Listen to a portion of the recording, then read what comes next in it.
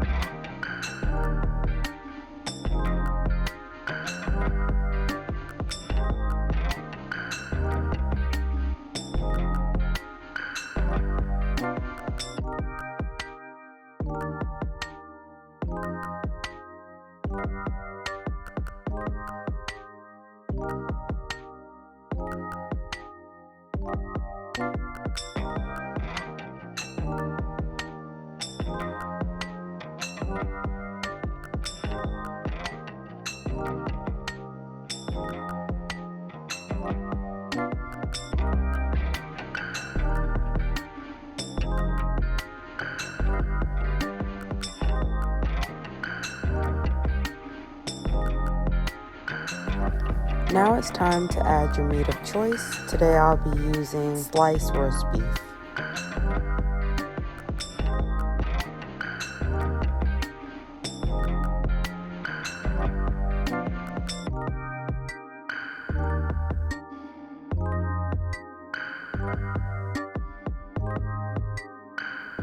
And topping it with parsley, cilantro, and jalapeños.